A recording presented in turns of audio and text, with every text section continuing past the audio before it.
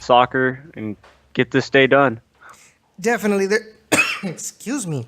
There's a lot of,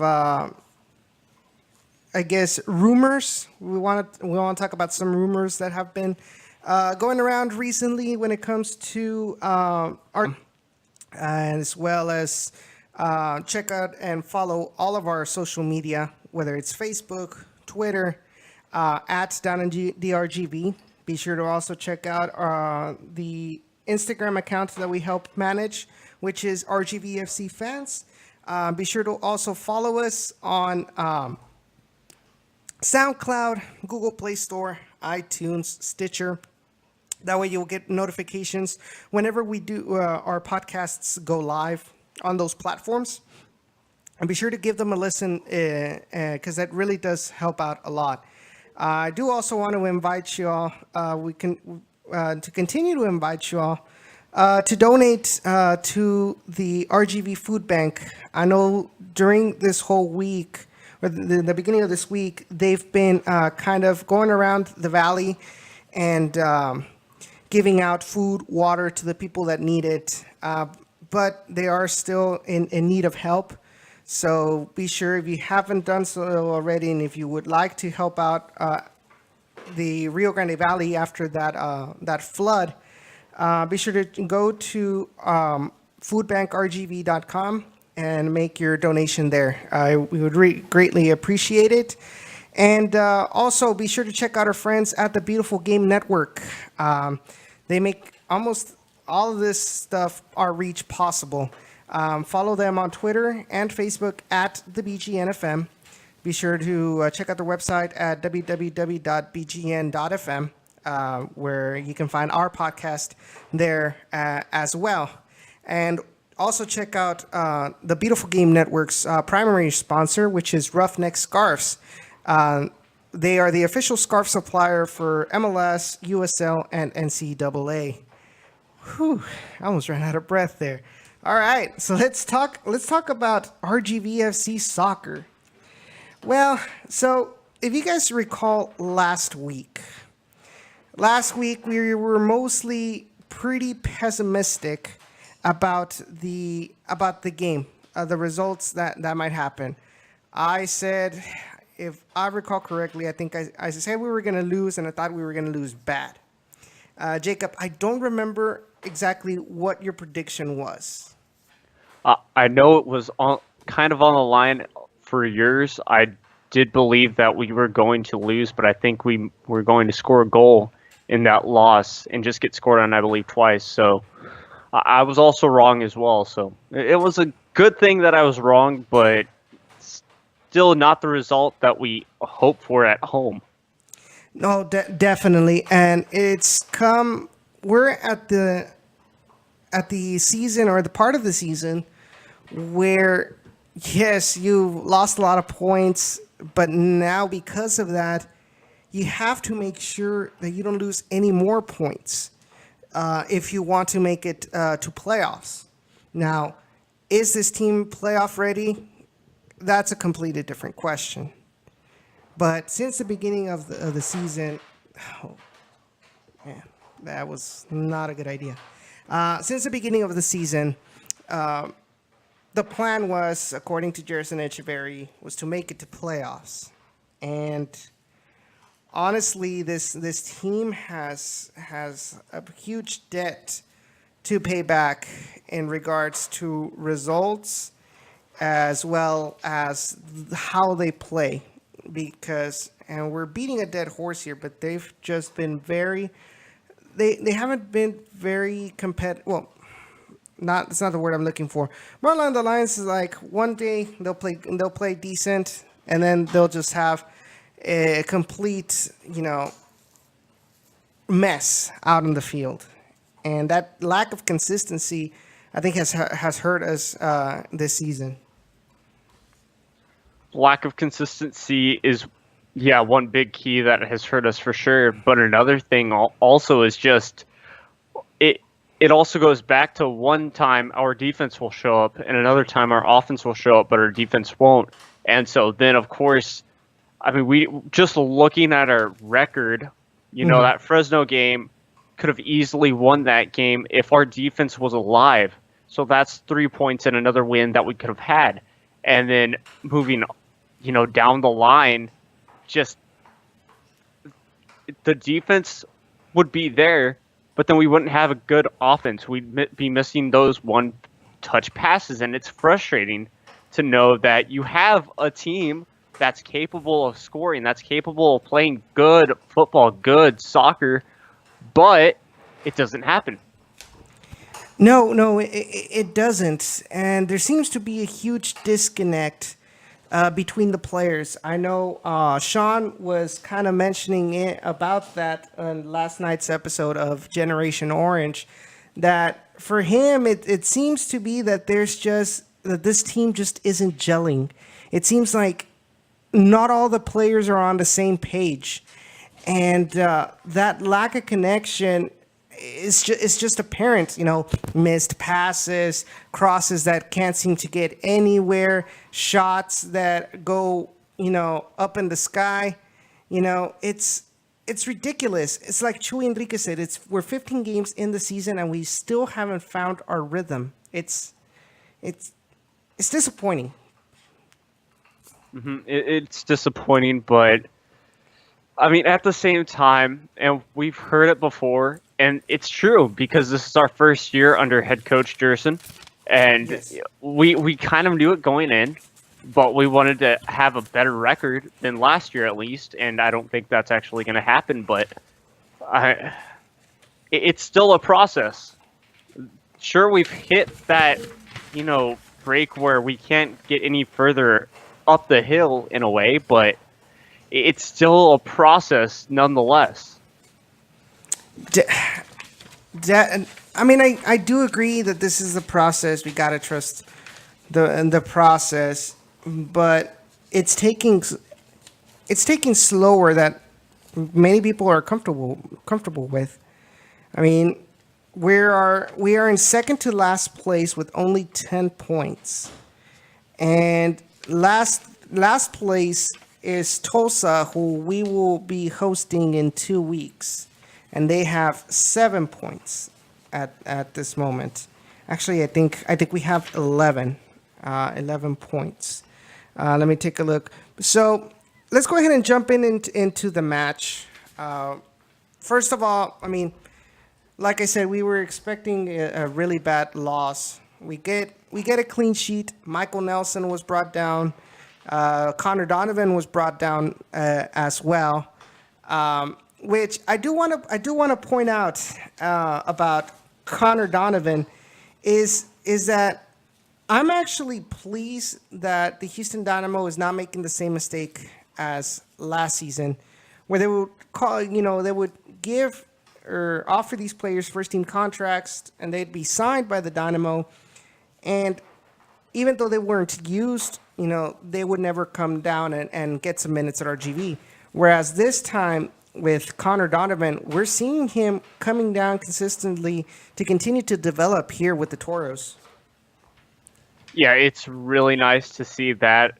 And it does remind me of last year a bit because remember we saw Kevin Garcia get sent down for like the rest of the season, even though he was technically signed to a first team contract, which is actually in a way sad to see. But at the same time, now he's staying up there, just kind of like Eric Bird has. And yeah, it's really nice to see Connor Donovan down, and I look forward to constantly seeing him down here again because of the fact he brings that veteranship that RGVFC needs at the moment to get this team kind of gelling in a way. Yeah, definitely. So the rest of the starting 11 for RGVFC, we mentioned Michael Nelson in the goal. You had Manny Padilla, Sheldon Sullivan, Connor Donovan, and Kyle Adams. Now, if I'm not mistaken, if I recall correctly, you had Padilla and Sullivan on the outside with the center back pairing of Connor Donovan and Kyle Adams. And I was pleased. I was pleased with the result that these players gave on the pitch. Sheldon Sullivan was pleasing for me for the most part on this game. It's like you would never know, you would never notice that he has only been getting minutes the last 2, 3 games. Exactly. Yeah, you couldn't notice that at all, and that's in my opinion, that's exactly why Jerson ended up starting the guy, because he saw, especially in practice, that look, this player is perfectly match fit. He can sustain a whole match and play well in that match as well. And I'm glad that he stood up to the test for sure, because if he didn't, then that would have looked bad once again on Jerson.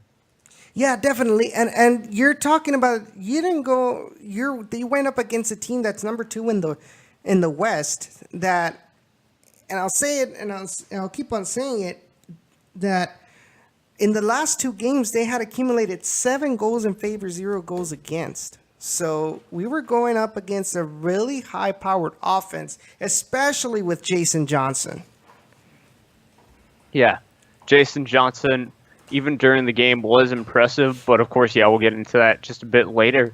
And that's just a crazy stat just to say 7 goals, 0 against. Of course, we couldn't get that goal that we needed to during the game, but to hold them without any goals is just it's mind-blowing considering how well our defense can play. So, talking about the defense, so the stats are that RGVFC went for 18 tackles throughout the match, compared to 9 with Phoenix Rising. However, the success rate for the Toros was only 50% compared to 88.9% for Phoenix Rising. Obviously, in the second half, RGVFC really was being choked. I think that's the best way to describe it. They were being choked by Phoenix Rising because it was all Phoenix Rising attack.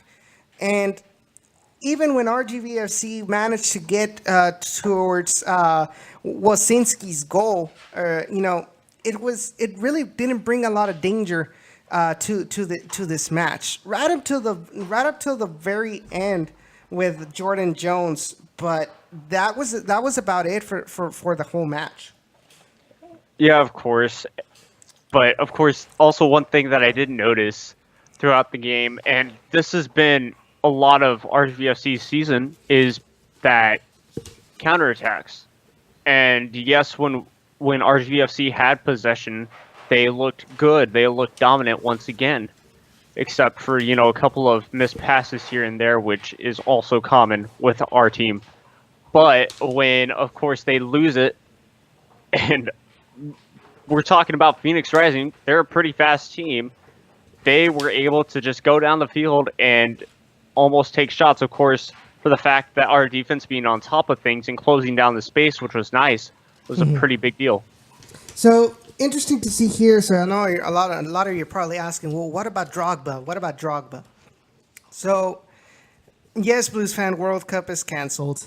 But speaking of, Didier Drogba, it's interesting. You look at the injury report from the information that is given to us at the game from Phoenix Rising. And so the injury report states that they had Colin Fernandez out for a lower body injury. Then it says Didier Drogba out for personal reasons. And Chewy mentioned it last week that Didier Drogba is actually over there in Russia for the World Cup. But I mean, he's part owner. He can do whatever he wants.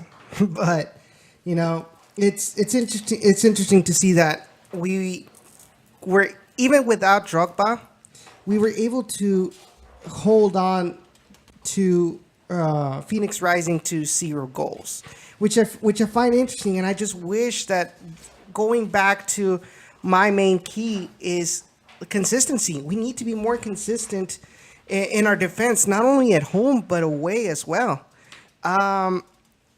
Blues fan says, if the Dynamo don't sign players to send down to RGV, then this year is a development year and Jerson will stay. What's your take on that? I think he's exactly right. Yes, Jerson is going to stay for sure. This is a developmental year. Now, going game after game after game, seeing these results talking to the coaches, things like that. Now, of course, that I'm in the media, I've gotten to see the inside or insides and outs of this whole club, and I can tell what's going on. We're not really, or Houston's not really signing players for RGVFC to have. We only have so many limited players at the moment, too, considering the fact and the way that the season is going. It is a development season. We're seeing more and more chemistry building towards players, but not enough for us to get wins. And so when you put that together, it just ends up a development. Yeah, and I think my biggest concern with that is mostly with the pivot between the defense and the attack, because I feel that Matias Saldivar, he's gotten minutes as a starter now. Now, my biggest question is what's going on with Pablo Aguilar? What is it about Pablo Aguilar that is not convincing Gerson Echeverry to start? I mean, he did come off of an injury, but it was a minor injury, and it was a while ago. So it's pretty surprising to see, Matias Saldivar can continue to make starts for RGVFC. And I mean, we saw it in this game. Matias Saldivar, his accuracy with his shots is just pathetic. I mean, I was just reminded by that joke that Ray was making all night long with the fireworks. But basically, I want to take his joke a step further, in which his shots looked like fireworks because his shots were hitting like upwards from the goal. That's how bad they were sometimes. Yeah, I've got to agree with you on that, especially just, yeah, it's going back to why is he starting and why can't Aguilar have a chance for sure? Because of the fact that, it's most likely that Gerson has seen something in practice, and of course, Saldivar looks better than Aguilar at the time. Mm-hmm. And of course, yes, he did come off of an injury, but at the same time, does he have the pace? Does he have, the endurance for sure? Can he stay more than 45 minutes or something like that? But if, you're going to help develop these players, in my opinion, sub these guys out almost a half, as long as, of course, it fits towards this game plan for that game, as long as you can do it. Just sub them out a couple of times because, yeah, he didn't look that good, and maybe we could have had a better opportunity if we had subbed in Aguilar. Yeah. The only thing I see about that is that I'm really not keen into making halftime substitutions unless they're like injury related or tactical related, where like you see that they're really you're being dominated, where you have to change a formation or you have to do something like that. But a player for player, I would usually wait until they're tired. So you do bring up a good point. Maybe there's something that Coach Echeverry sees in Matias Saldivar that maybe Pablo Aguilar does not have yet, or it could also be influenced by the fact that, going back to the original statement saying that the Dynamo wants Pablo Aguilar to be developed as a number 8 player, kind of and this is the exact phrase of what I was told. They want to make Pablo Aguilar the new Charlie Ward. Yeah, I do recall getting heard that as well, because we're missing that extra, I guess, that extra spice in a way, I guess, that Charlie Ward brought, because of the fact that Charlie Ward obviously is not playing with us anymore. And so, yes, that is a big hole to fill, a big shoe to fill. It's just like when Malky played down here and technically Bird. Because, when they grabbed Bird away and he wasn't here full time, it was tough. That's why we saw a different, team last year as well as this year. It's just, you know, holes aren't really being filled this year.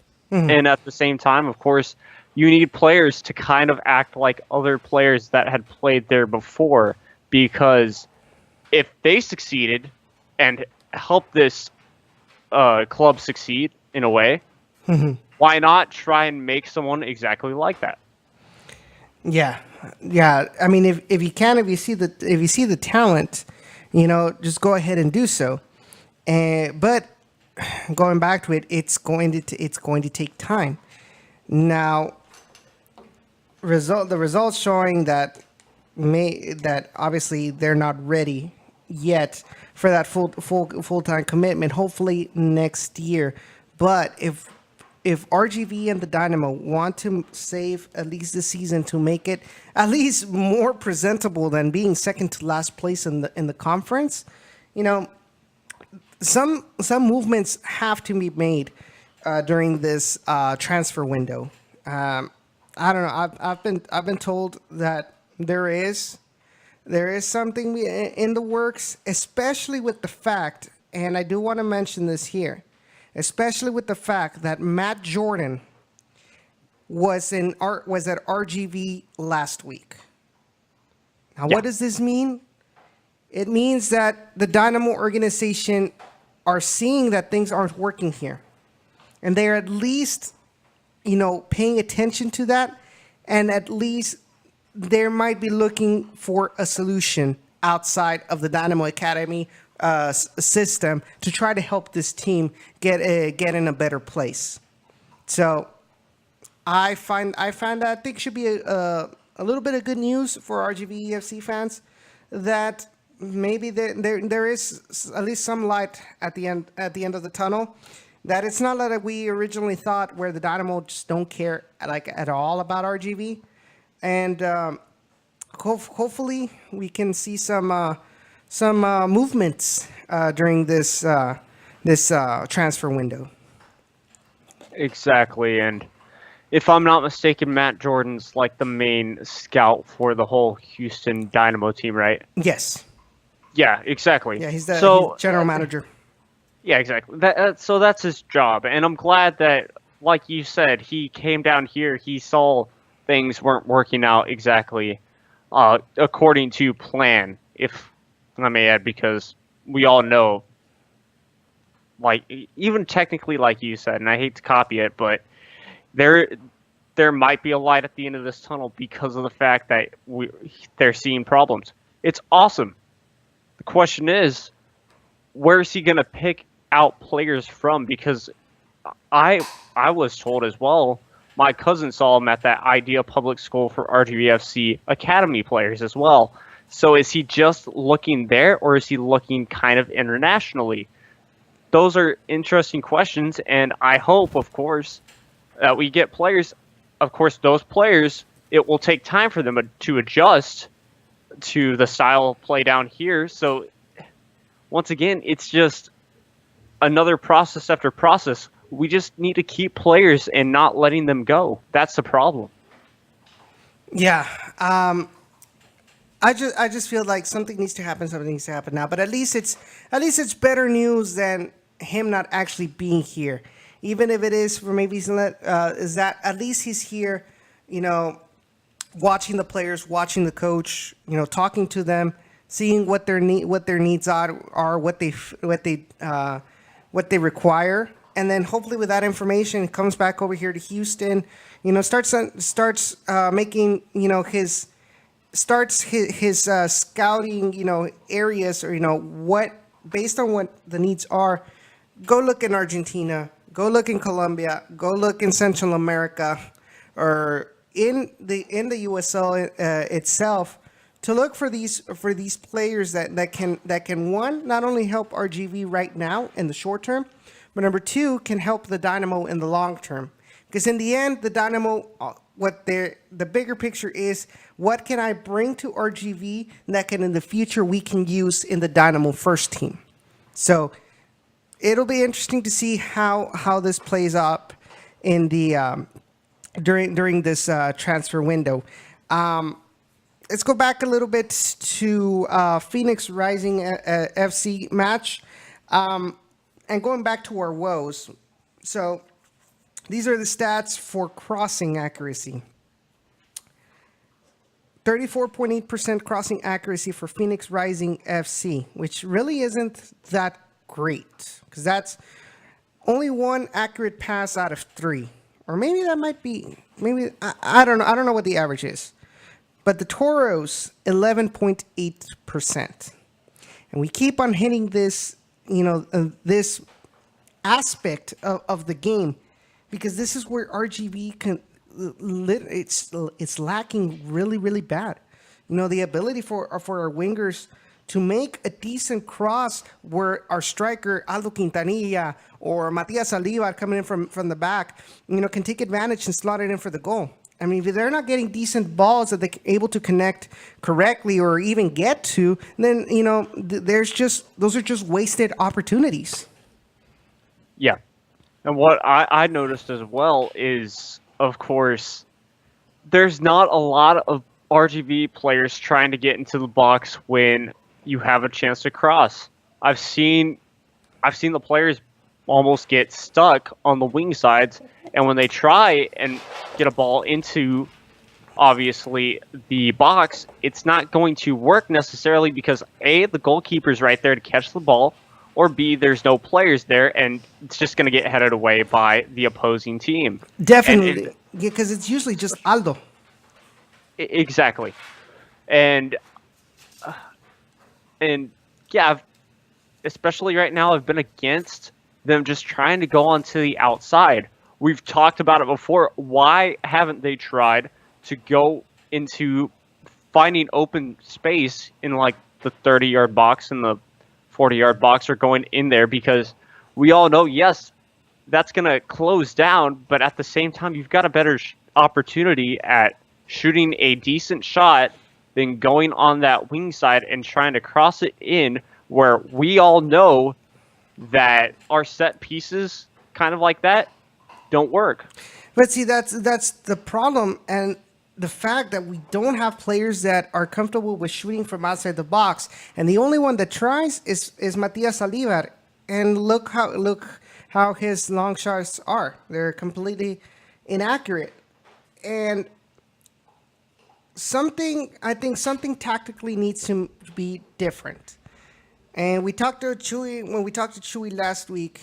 He also kind of hinted that, the fact is that they rely too much on Chewy, and I think actually this match they were a little bit better in that aspect, because I feel like the attack with Bryce Marion as well as Chewy wasn't really heavily oriented towards just Chuy Enriquez anymore. Bryce Marion actually looked for some opportunities, to get the ball in the box or try to look for a shot, inside the box. So at least Bryce Marion brought in a little something different to the RGV attack. But going back to our point, if you can't get the ball towards your attacker, especially an attacker with USL quality like Aldo Quintanilla, then really there's really no, the point is moot. Is what I'm trying to say, because you're generating opportunities, but you can't capitalize your opportunities because that second to the last touch is lacking. Yeah, it's true.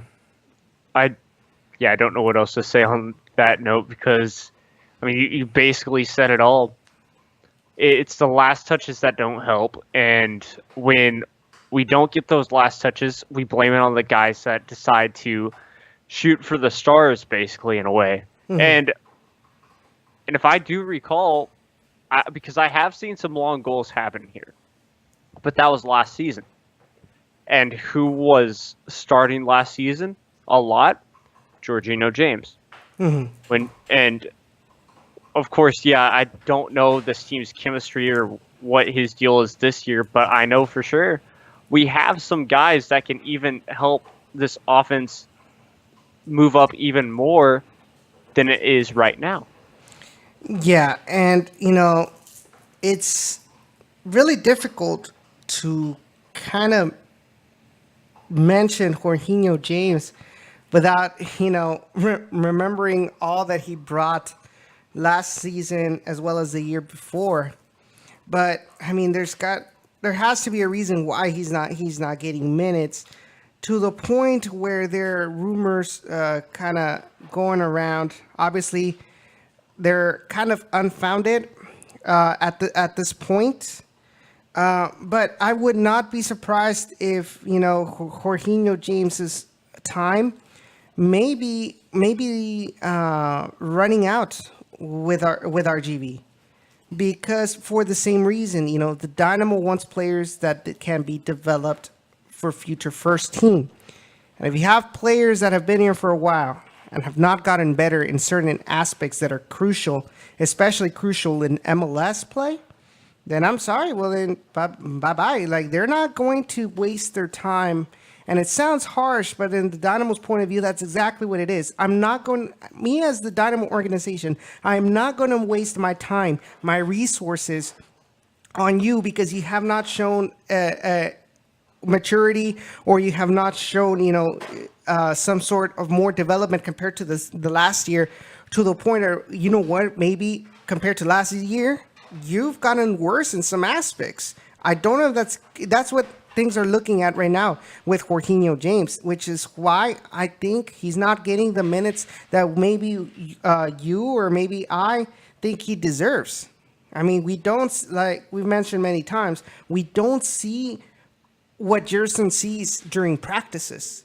And if he's seeing that in practices, he's missing easy passes, or he's losing the ball really quickly. I mean, yes, he has the capability to shoot accurately from long shots, but in the general aspect of the player where you're needed the most, which is to be, that link between defense and attack, and you're not doing that correctly, to the point where you cost us a goal like against OKC Energy because you somehow forgot how to pass back to your center back or your left back. Then they're not gonna waste their time with Jorginho.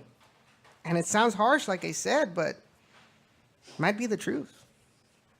Yeah, as I've been, like I said before, as I've seen this club more and more, and I've been behind the scenes in a way more and more, I've noticed, this is just another business. Of course, a business that's run a bit differently than a regular business, if you get what I'm saying there.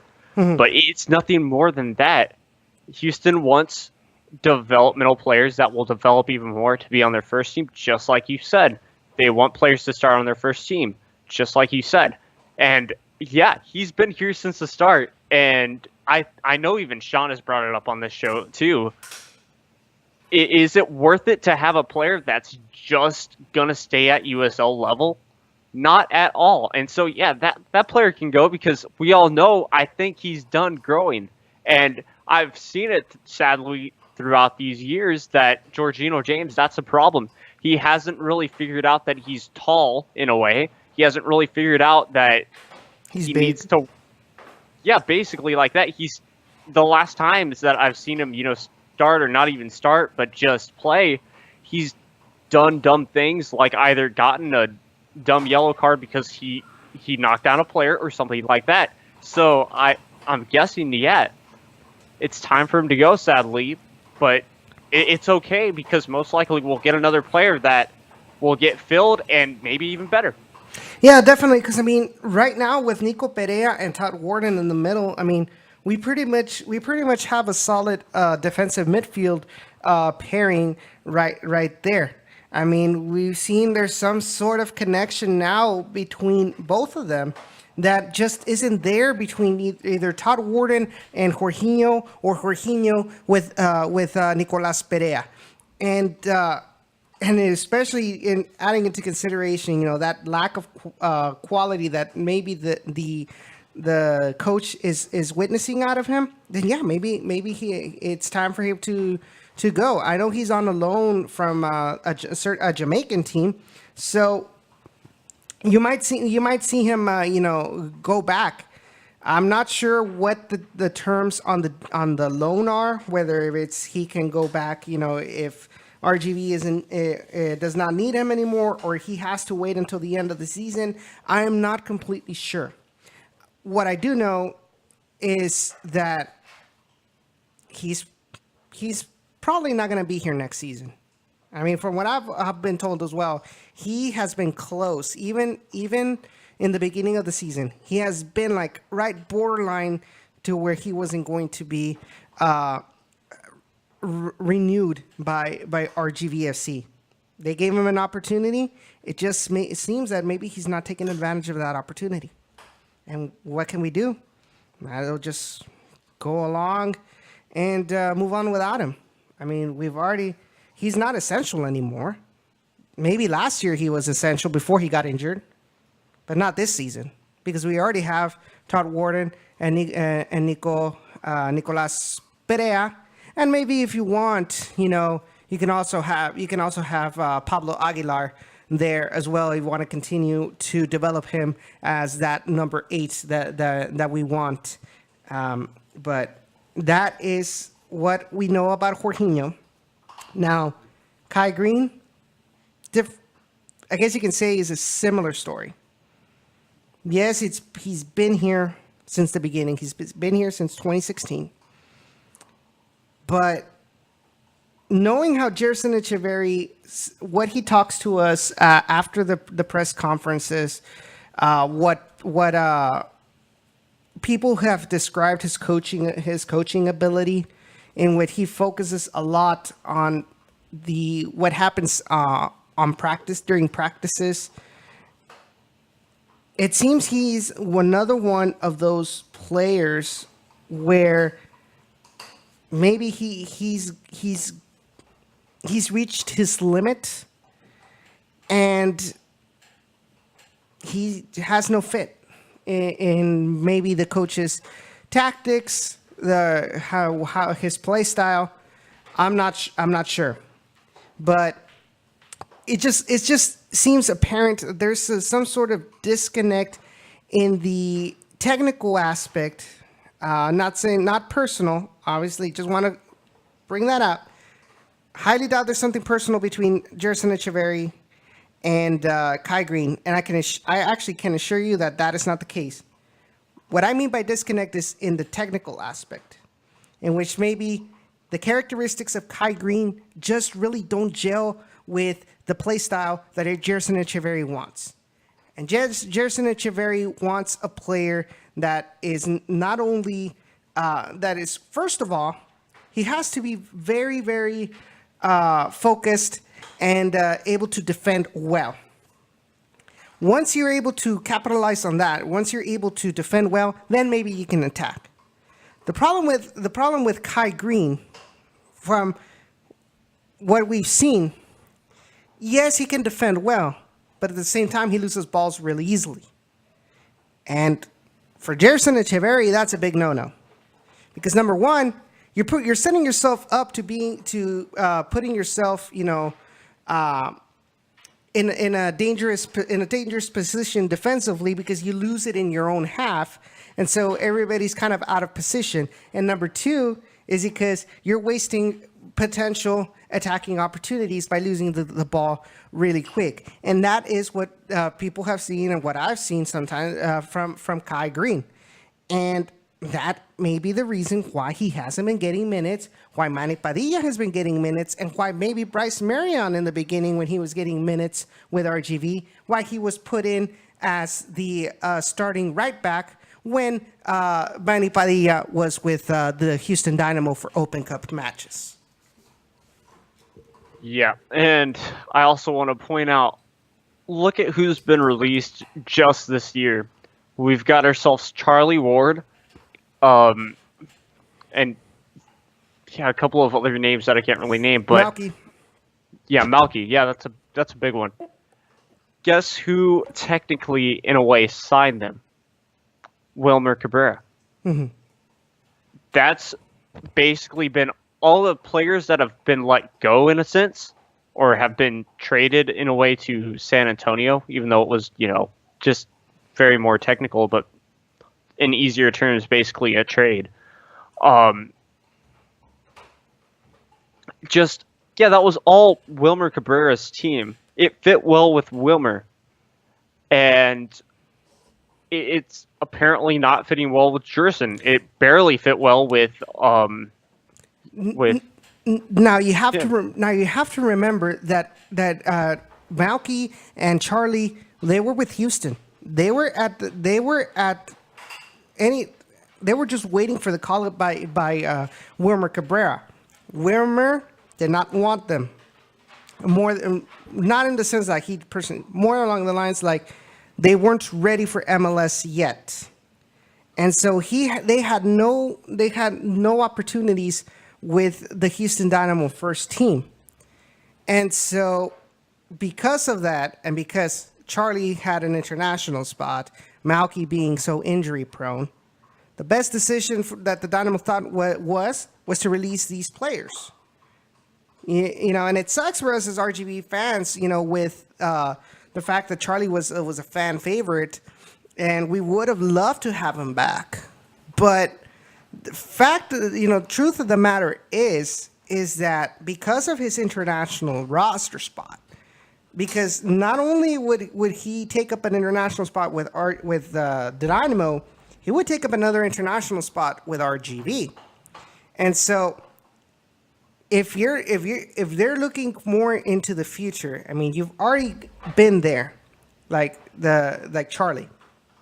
He's taking up your salary as well, and you don't see that they're ready, or maybe Wilmer Cabrera now in MLS, knowing what he really needs out of his system, decided that maybe these two players weren't compatible with his evolved play style for MLS, and that is to have players that are more physical. I mean, you just take a look at Cabezas and Eric Alexander. They're way more physical than Charlie Ward. Charlie Ward has always been more graceful, more white felt glove kind of player, whereas Juan David Cabezas and Eric Alexander, as well as Boney, they tend to be a lot more physical, even at his age. And so sometimes that's what you need in MLS. And Charlie just maybe wasn't fit, as his play style wasn't compatible with MLS, and that's why they had to release him. At least that's what I think. Malky, his injuries were a problem. I mean, now you're seeing more minutes out of Eric Bird, and he's played well. You're seeing minutes out of Kevin Garcia. That's still debatable in the eyes of the Dynamo fans, whether he's good or bad. I've seen a lot more people say that he's not good, and Kevin Garcia. Mamo is doing there really well as a super sub. Why? Because their play styles are more compatible with American soccer. And Charlie Ward, he's a great player, but maybe because he was brought up under the English system, the English football play style, just maybe isn't compatible with the MLS in the midfield, especially when you're playing in the midfield as a center defensive midfield. In here, it's a lot more physical if you want to survive in the MLS. Yeah, I completely get what you're saying, and we'll technically agree with it because, it is true that he was a lot more graceful, and he just didn't have that super strength in a way for down here or just for American soccer. And of course, Malky was hurt, but once again, it was under, like I said, Wilmer Cabrera was the one that technically in a way hired him to try and get them to the MLS. Didn't see that it worked, so they got let go. So a lot of these players, though, that we are seeing are gone from his old system. Mm-hmm. And so now, of course, we need a new system for this new coach. As long as he doesn't leave in a year, I think we'll be fine. Yeah, definitely. And then with this season, he's seeing who's works, who doesn't, who's compatible, who isn't. So we might see a shakeup. We might see a mini shakeup. Actually, not a shakeup, but like some additions, some releases during this transfer window. Maybe some releases, maybe not. Maybe they'll hold them till the end of the season. But I think for postseason, I think there'll be a lot. There'll be a lot more of a shakeup with RGV, because the Houston Dynamo, I really do not see. Look, the Houston Dynamo right now, their signings, they're planning for the long term. They're getting young players that have some talent that can still be kind of developed, but they're still good enough for MLS. And they're filling the roster with that. You got Kyoto, you got Elise, you got Alexander, you got Adam Lundqvist. You have Michael Nelson on goal, Joe Willis and Chris Seitz. And goalkeepers are kind of separate in their own way because they last a little bit longer. But you've also got Amaro Manotas, Tomas Martinez. You know, you got all these young players that can technically be with the Dynamo for a while.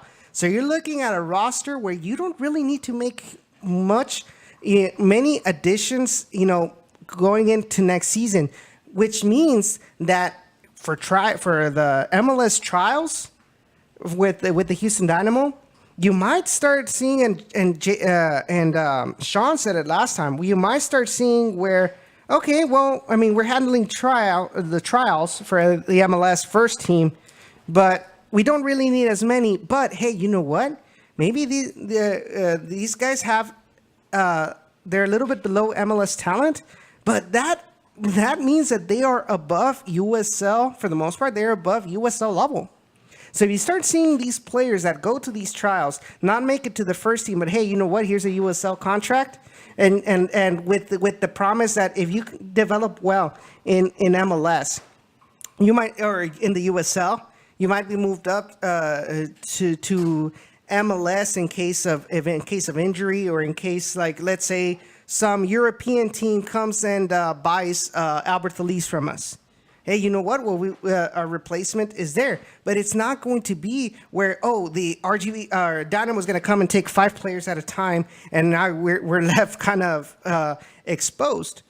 At least that's what the theory is, and I seriously hope that that's going to happen, where because the Dynamo doesn't need to come and grab from the farm as often and as compared to last year and this year, I think we might start seeing a process where, and especially with the fact that they want to maintain a consistency in play styles between MLS, USL, PDL, and the academy.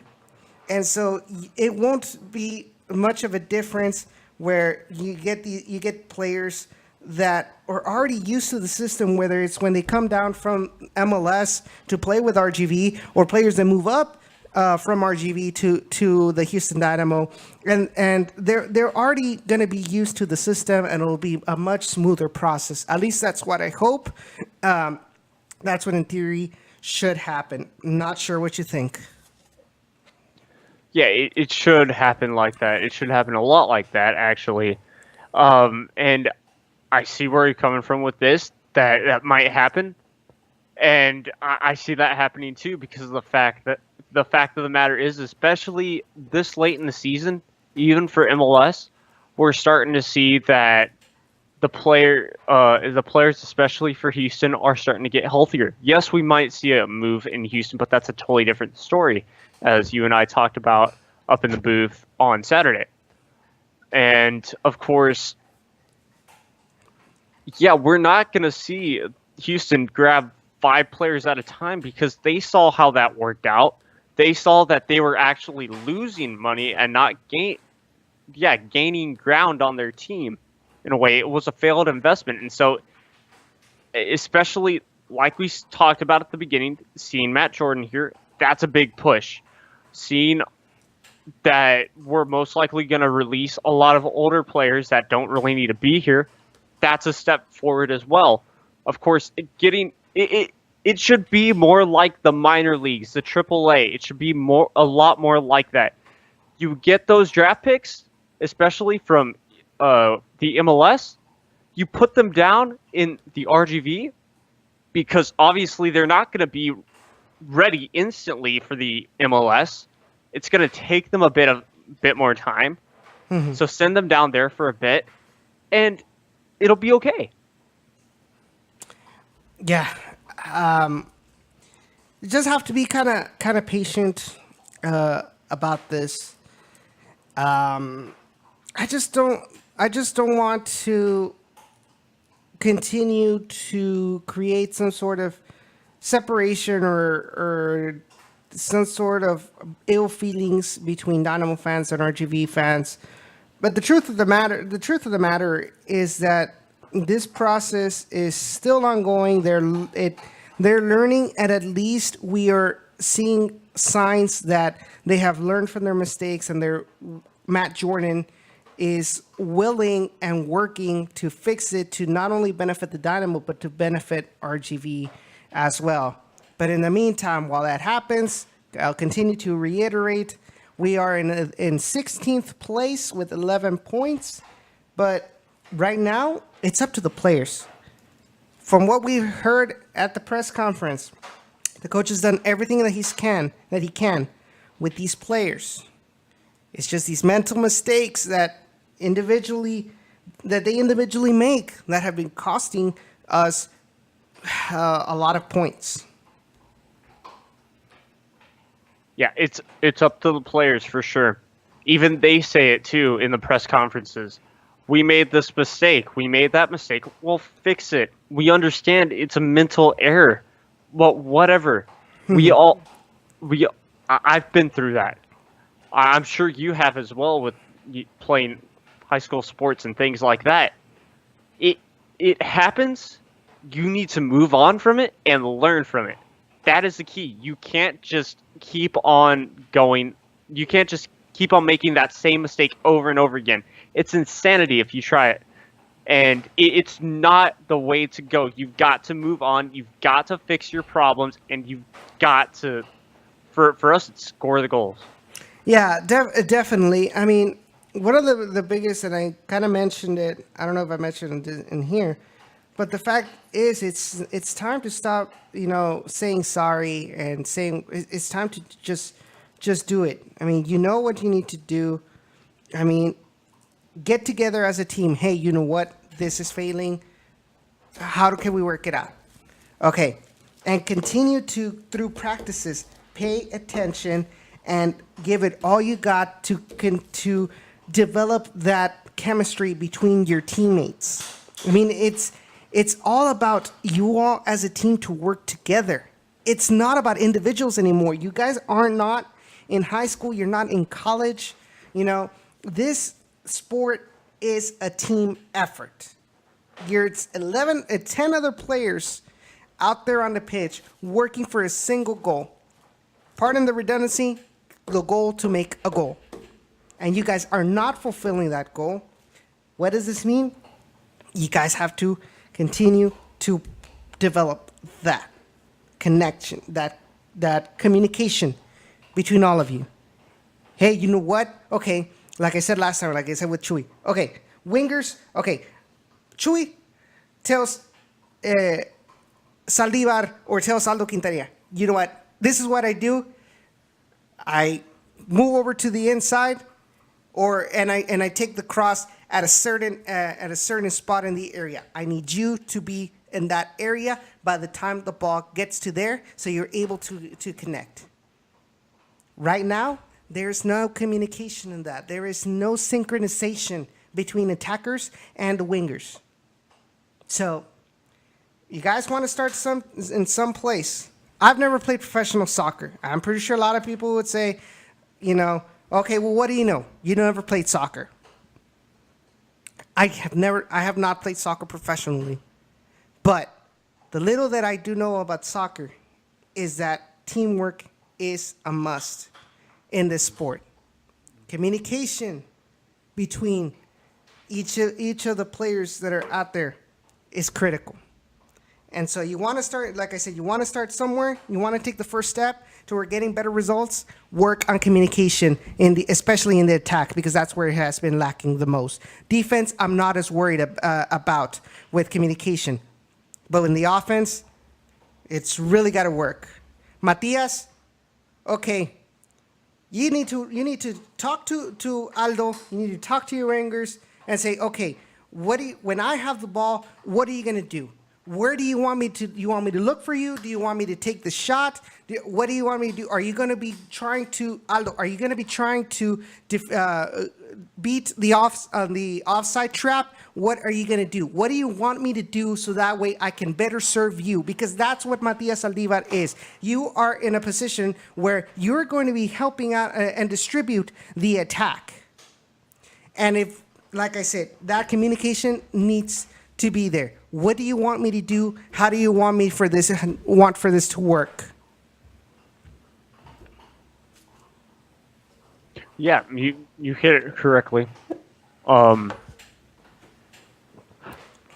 It's it's true.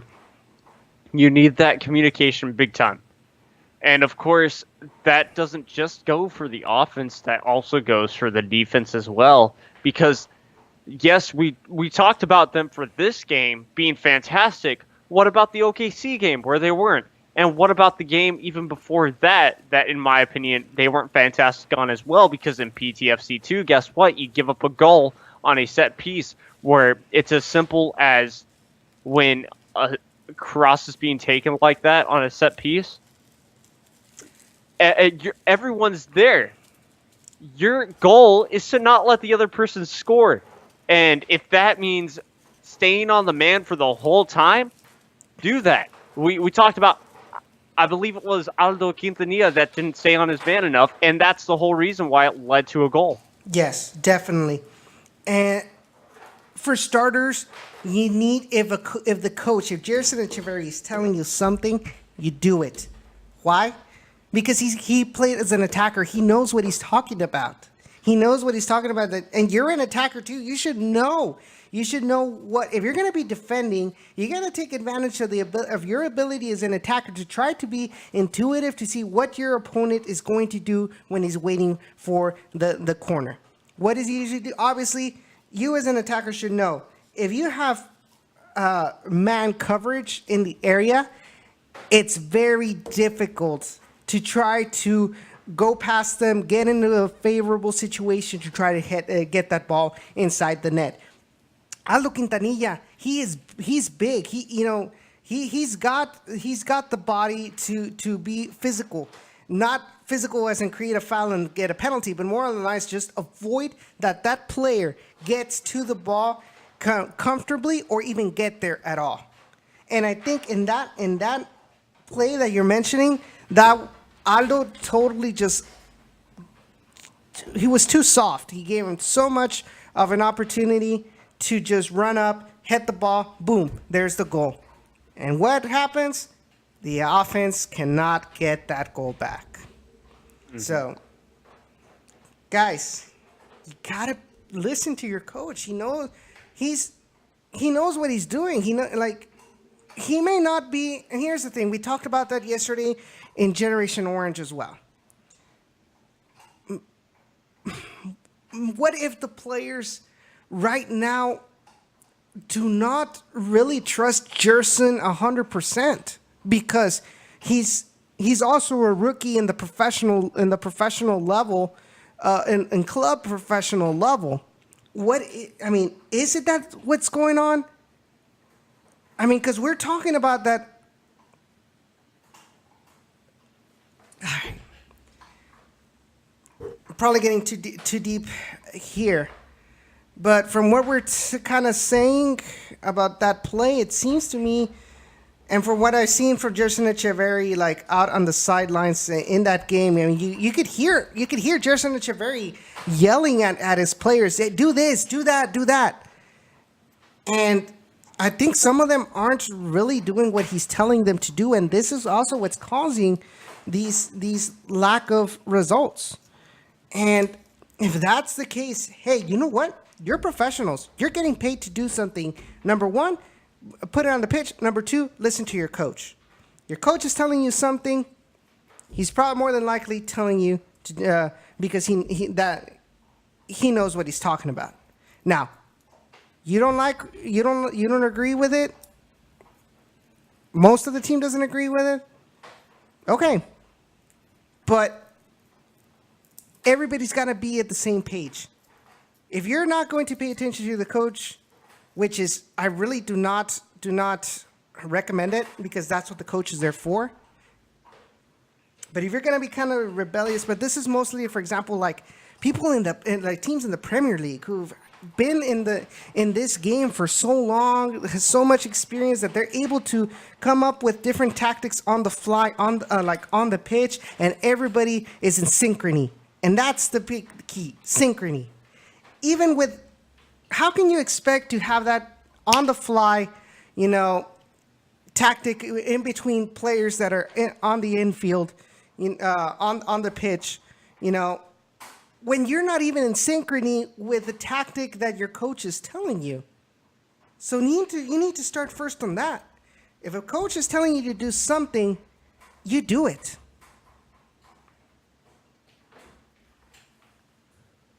Exactly. That is what a coach is there for, and it's true that some I don't believe are listening, and it's dumb because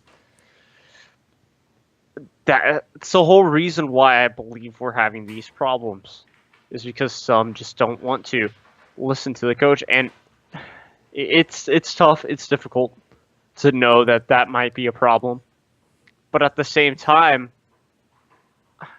you've got to be a team. That's the whole reason. You've got to listen. You can't have a hard head. You just cannot, especially this late. Not just late into the season, but late into your career. Also, to tell you what, this really isn't pro soccer. This is still, in a way, minor league soccer. You still got growing to do. There's a reason why these players are down here. It's to develop. And one way that you can develop is by listening to the coach. That's one trait that coaches actually love, by the way, is if you can listen to them, because in a sense that just makes you play a lot better. Now, it will help you. Now, if I'm not mistaken, wasn't that one of the traits that Gerson Echeverry completely praised Bryce Marion in this past game? Yes, it was. There you go. I mean, and you hit it right on the head. You are not major league. You have not won the privilege, if you can even get there. Because even players like Cristiano Ronaldo, even players like Messi, they still listen to their coaches. Why? Because they're the ones with the idea, and you, the players, you have to do the idea. It's not like me, like, for example, oh, you know what? My boss tells me to do something like about a certain program. Oh, you know what? I don't want to do it like that because I believe my way works. They fire me right around the spot. There's in my case, there's a certain way that things have to be done to reach the common goal, which is to create a quality product, a quality program, a quality application for a customer. In the case of soccer, it's the same thing. The coach gives you a specific set of instructions in order to go and create and win the game. And so you, as the players who are below the coach, need to follow those orders to the T in order to try and get as close to and even achieve that goal, which is to win the game. But if everybody's doing everything differently, then how can you expect for the team to win? And we've seen it. The only game that we have won is against Orange County. And that was so many months ago.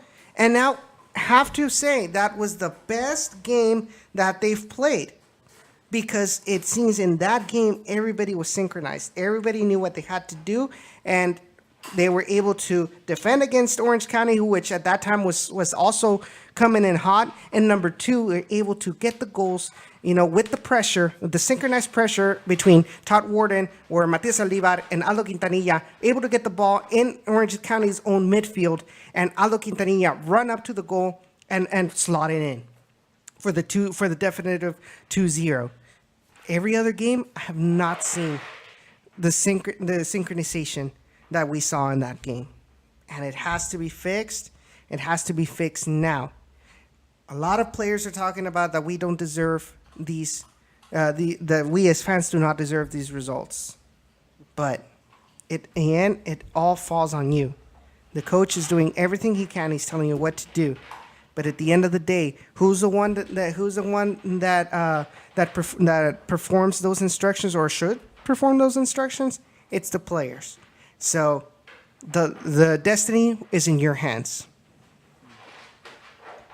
Exactly. Yeah, you talk about that first game. I think it was sometime late in March, maybe sometime at the start of April, something like that, was when we won our first game, our first and only game to be exact. And yes, they did look in sync.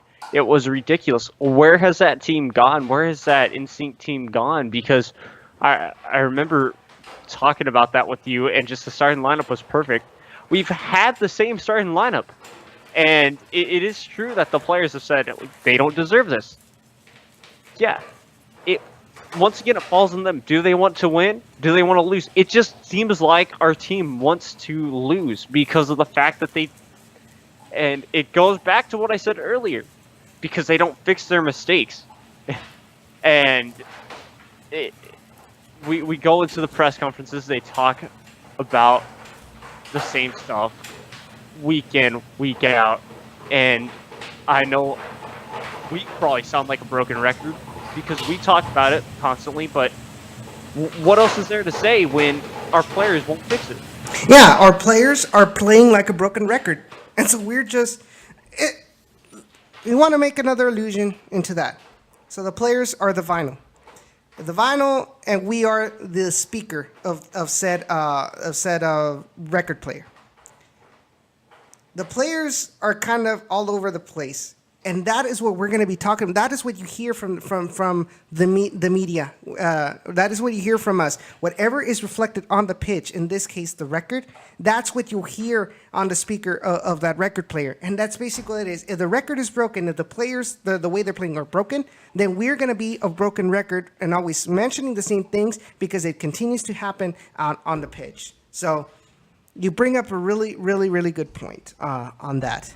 And now I'm really getting a headache again. See, guys.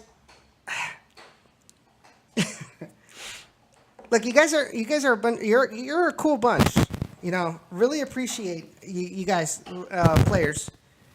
But in the end, results have to come. You guys are getting paid to get results. And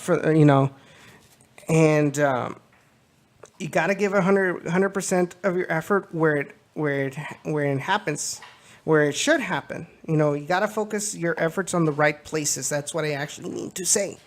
I'm not saying you guys are being lazy. No, I've seen that you guys are putting in a lot of effort out in the games, and you guys are leaving everything on the pitch.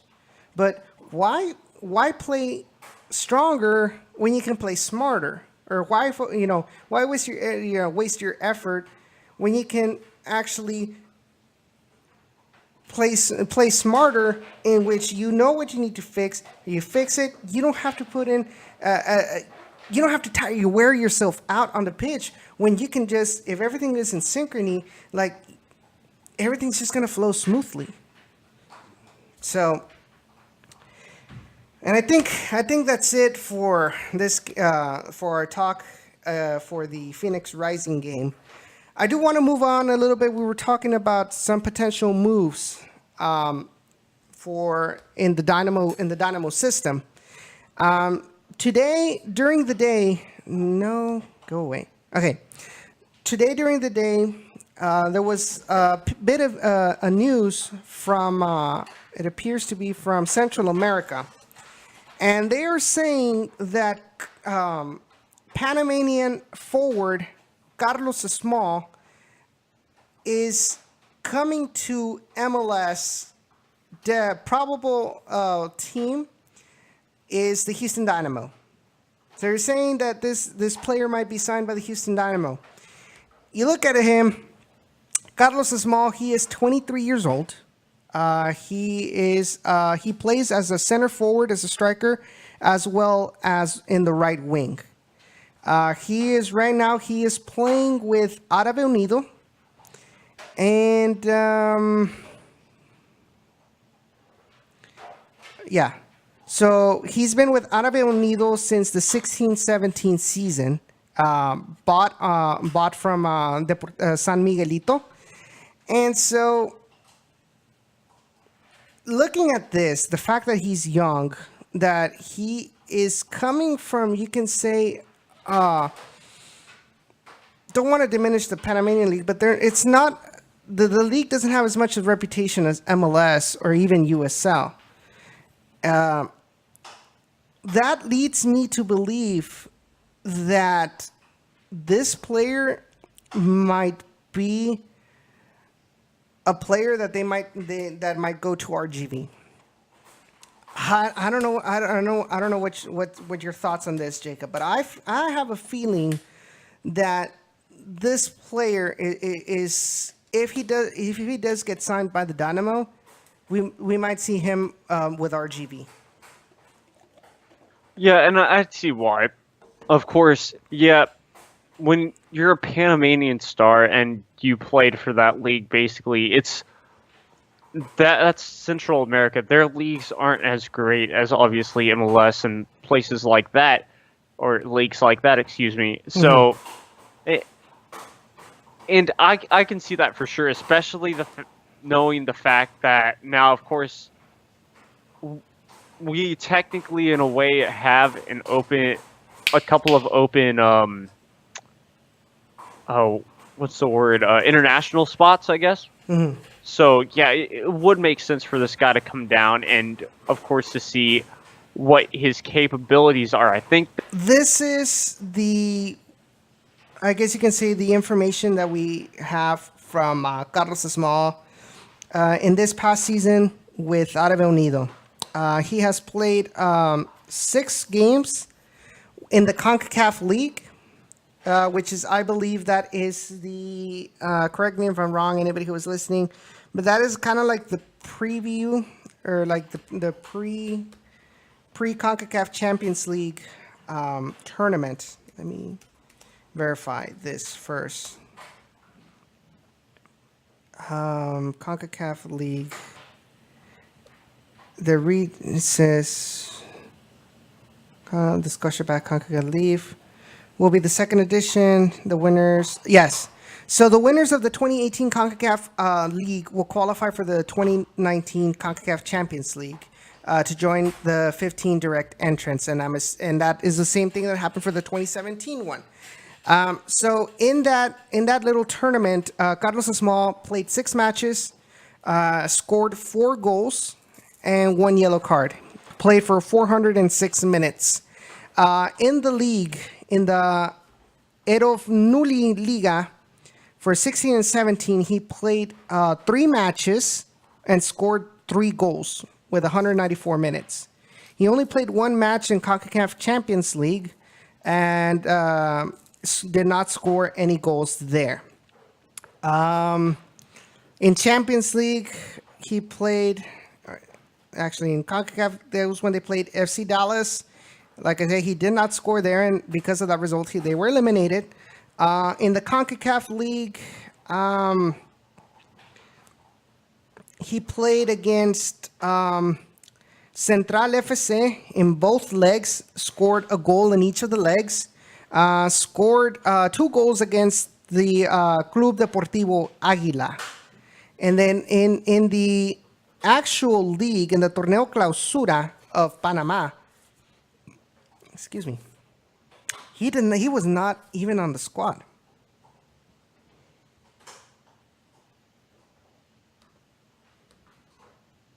So because of that lack of pedigree per se, or lack of reputation from this player, I really do not see the Dynamo, the Houston. If there's any validity to this rumor, I do not see the Dynamo even wasting their time on this player, because he has not. In my opinion, he has not proven anything. He has not proven himself to be in the United States First Division. Of course, yeah. Well, I mean, the stats are astounding in a way because of the fact that he's still inexperienced, basically. And I go back to saying, yeah, those leagues down there aren't the best. And considering the fact that he wasn't even on that team or a team not long before. Just want to kind of, sorry for interrupting. So the Erov, just to verify, the Erov Nuli Liga, that is the first division of Georgia. First division of Georgia. Even worse in my opinion, because Georgia, I know they're pretty successful somewhat for rugby. And why I bring that up is because they're not really a soccer nation. And so their league wouldn't be that good either. And that's a first division there. Mm-hmm. So it's interesting. Yes. Like you said, if the rumor will be true in a way, and he is going to come down to the Houston clubs, I should say, because we don't really know. I wouldn't say he would be going up to the Houston Dynamo instantly. No. He'll be sitting down for sure, most likely to the USL. And I think he'll grow for sure. It'll take him maybe a year or two to grow, and then of course he'll be sent up when Houston needs him after that. I don't know. I just, from what I'm seeing here, he might be lethal in these minor leagues, compared to the rest of CONCACAF. But I highly, highly doubt that this player will be able to prove himself in the USL. If anybody has watched the Panamanian League, please let me know. Please describe to me. In fact, I will be making that question on Twitter, and I hope somebody is able to answer me and describe the Panamanian League, because I really don't want to say something, without any basis to form this opinion. But looking, like I said, looking at his stats, looking where he comes from, he is definitely not MLS ready, because at least players like Romel Kyoto and Albert Thalys, who are considered by MLS standards when they came in, not much of a minor signing compared to like Zlatan Ibrahimovic, Robbie Keane. They were minor players, but at least they had, consistent call-ups with their national team, with Honduras. And then Juan David Cabezas playing Libertadores with Atlético Nacional. Let's see, who else? Vicente Sanchez. I mean, everybody knows Vicente Sanchez pedigree with America, with Toluca, with Colorado Rapids, I think, as well as from Paraguay. But this player, like I said, he's played with the under 23s of Panama, but that's about it. And he only had one call up with the senior team, but he didn't really play. So, if you were to give a verdict on this rumor, plausible, busted, or sure to happen? Well, I'd say plausible, because they're rumors. Once again, this is the soccer world, as we say. I mean, at one point, they said Christian Pulisic was going to Liverpool this summer in the transfer window. That did not happen. So, of course, those are bigger signings, and I get that. But at the same time, once again, these are still rumors. So it could happen, especially the amount, the, I guess, smallness of this rumor, considering the fact that, I mean, we spoke, once again, Kyoto and Albert Elise, how those were. And then even the Tomas Martinez one, where, if I'm not mistaken, Tomas Martinez at the moment, even though, yes, he is from Argentina, only played with the U20 team of Argentina. And so, just going back, yeah, it's plausible. It might happen, but not extremely likely. I would say it could happen, but probably won't.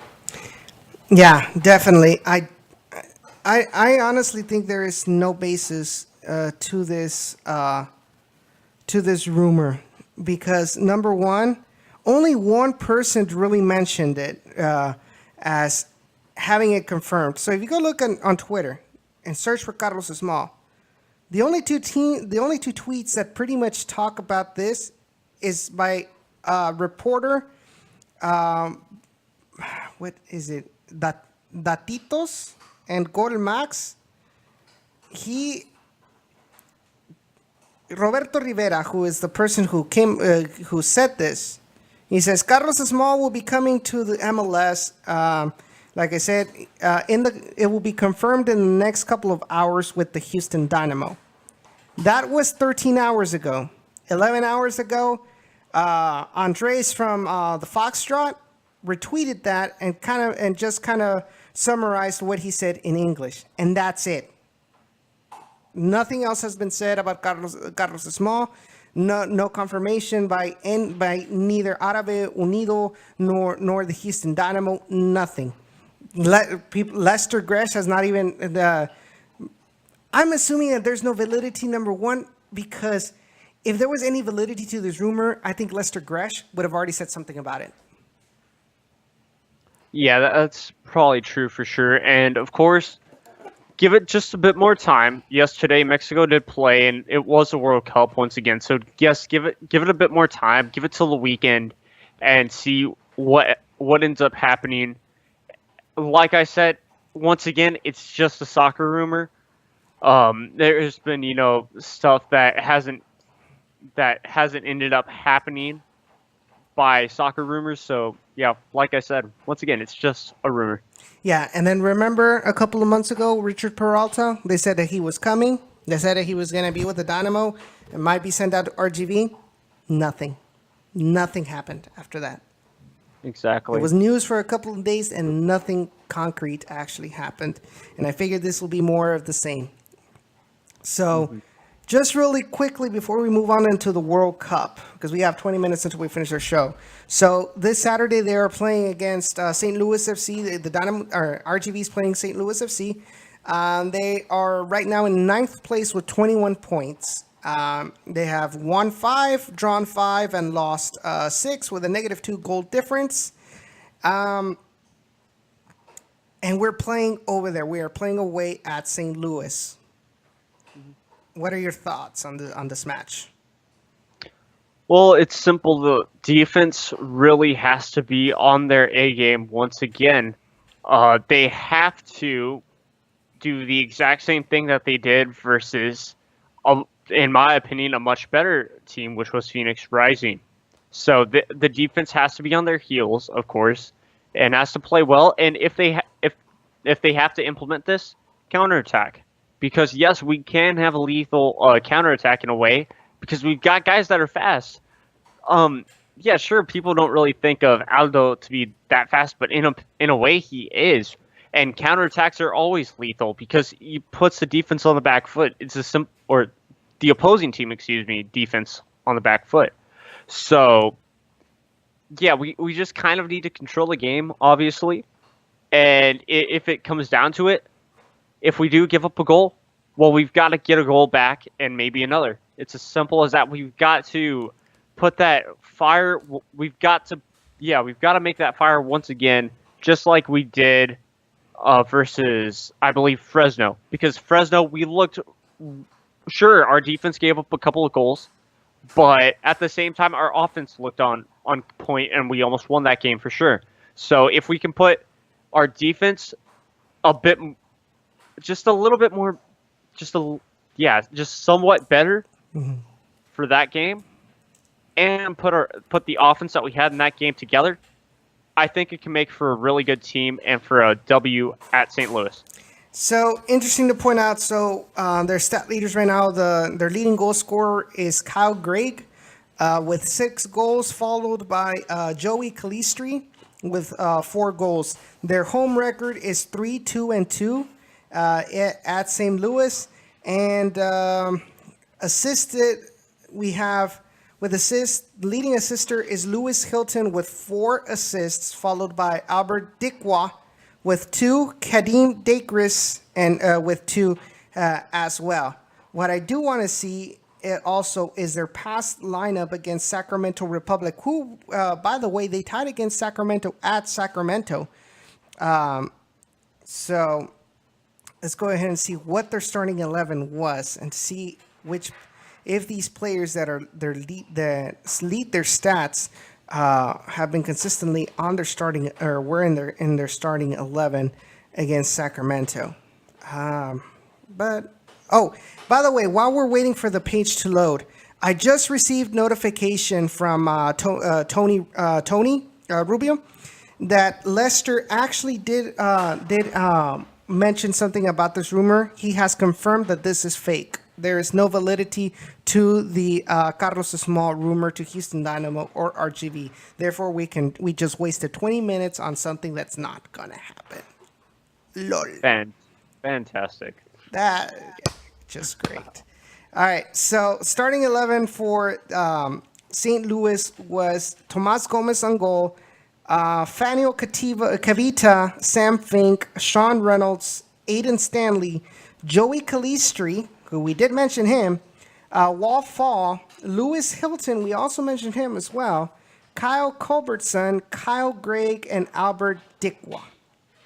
So they're playing with these stat leaders. They do play with these stat leaders. So it's going to be another one of those games where the defense, like you said, the defense has to be on their toes for these dangerous players. And the offense just has to wake up. As far as defense, goals conceded. So this is interesting. They're not going to be, or they haven't played Jake Finlayson, who, if you guys remember correctly, he kind of took a little diss at the RGV region.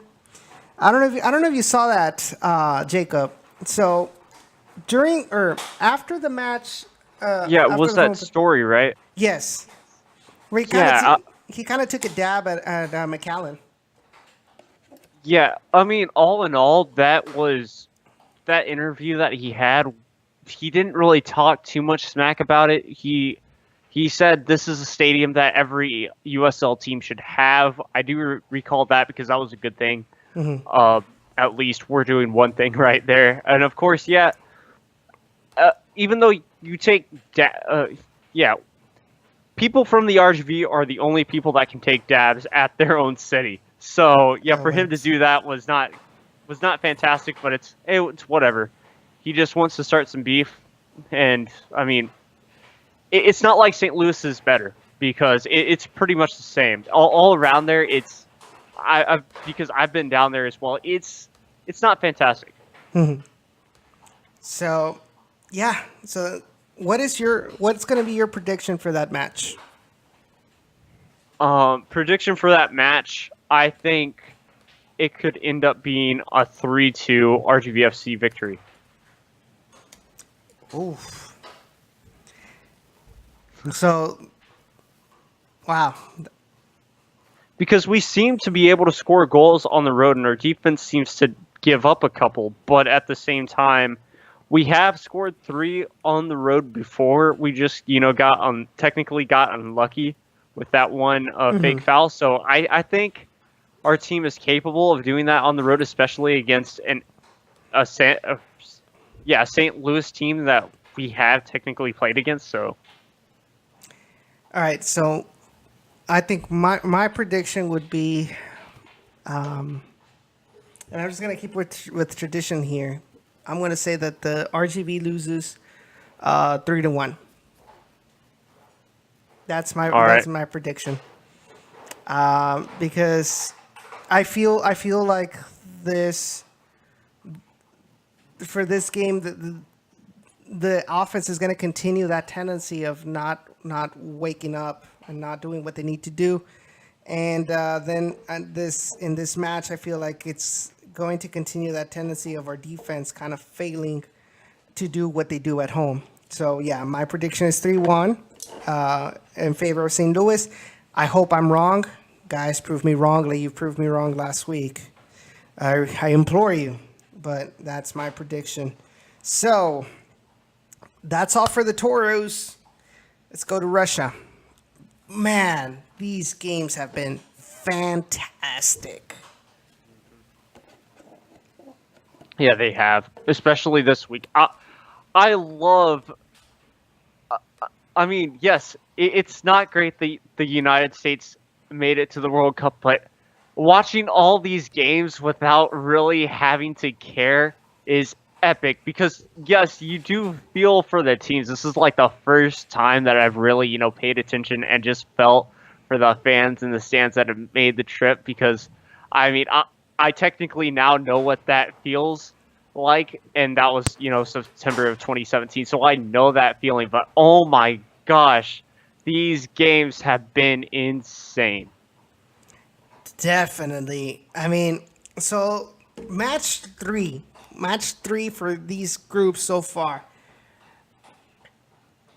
It almost all of these games there was something to play for in the third match. There wasn't really a team that, even though they were mathematically eliminated, that just gave up. I mean, they still fought till the end just for that slim margin of a miracle to get them to the next to the next level, to the round of 16.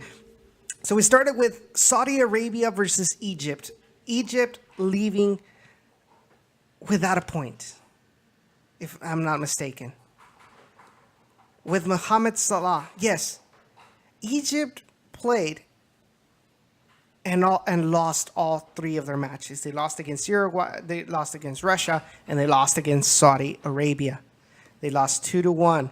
And then Uruguay versus Russia, Uruguay wins 3-0. It was just Russia just wasn't there, and then they had an unlucky own goal as well, so that didn't help either. Plus a red card. So, but then here were the two matches that I think surprised a lot of people. Iran were able to keep Portugal to a 1-1 draw, as well as Morocco keeping Spain with a 2-2 draw. And in fact, Morocco was close to winning that match. Yeah, so I decided, to grab lunch at Buffalo Wild Wings, I believe, and just decided to watch that game there, or both those games to be exact there. And it was absolutely insane because of the fact, yes, you on one side you had a Portugal that Cristiano Ronaldo technically wasn't really there for because he didn't score that goal, or he didn't score goals. To be exact, he had a chance at a free kick and a penalty and missed both, which is okay considering the fact that you have a team around you that no matter what will really support you and help you. And sure enough, that's what they did. They got that goal that they needed to survive, and then of course Iran tying it. And then on the other hand, with that Espana game, Spain, I thought Spain was going to be out for sure because of the fact that Morocco almost instantly took that lead. It was insane that Morocco were able to come out of the gate with a big storm, and they kept on pushing as hard as they could to try and get that second goal to almost basically, I believe, eliminate Portugal. Maybe that was to eliminate Spain, but I'm not entirely sure. But I believe Morocco won that. They had a chance to advance. So, interesting story on the Iranian goalkeeper. So I'm pretty sure you've read about it, but to our audience who has not read up on this, so the Iranian goalkeeper was actually homeless for a long time. He abandoned his nomad family because he wanted to pursue his dream of playing soccer professionally. And look where he is at now. In the world, participated in the World Cup, stopped a penalty from the best player in the world, Cristiano Ronaldo. That is something that that he's never going to forget for the rest of his life. And he's the kind of player who you want to emulate as a young kid trying to pursue their dream of soccer, to continue pursuing that dream even when everything is against you, because you never know, you might get your shot and you know make a name out of yourself. Obviously, Iran is not really like an important league or an important team, in the nation. But just the fact that you're out there representing your country when nobody gave, anything about you, like never thought that you would be able to make it, and to do this, that's something you have to try to emulate. And with Morocco, man, their heart, their passion, I when we did the picks for before the World Cup started, I really did not give I did not give them enough credit to neither Morocco nor to Iran, but they made this group really really interesting, to be honest. Yeah, and of course, I believe it was at that time that stuff was breaking about the Spain head coach and things like that. And so, of course, yeah, I still said that Spain would prevail in second in that group with Portugal winning it. And of course, yeah, it almost came to bite us, but at the same time, I mean, yeah, they did shock all of us because we didn't really expect them to play that well. But I mean, given the fact, yeah, I did give at least one or two of those teams a bit more credit to try and maybe take out that win. And I want to add one thing on that Iranian goalkeeper, or just on that game. Cristiano Ronaldo technically did pull a Todd Wharton. And what do I mean by that? He kicked it straight at the keeper. if you do rewatch it for sure, he just kicked it straight at the keeper instead of going to the right or the left. And that's exactly what Todd Wharton did. Yeah, definitely. So it's really, really, really interesting story. But moving on to Group C, Australia losing to Peru 2-0, who after so many years were back. Didn't make it to the next round, but they finally got their first 3 points in the World Cup. And then Denmark and France tying with a 0-0 draw. And because of those results, in Group C, you had France move in first place and Denmark in second place with 5 points. And then in Group D, you had, let me go back. You had Group D yesterday, Nigeria versus Argentina. Nigeria losing to Argentina 2-1. Somehow Argentina remembered how to play soccer and barely managed to get the win against the Nigeria, who I thought were robbed by VAR. Oh man, yeah, Nigeria were robbed big time by VAR. Once again, that's another group that you didn't expect to be great, and then they shock us with these two great matches going on at the exact same time.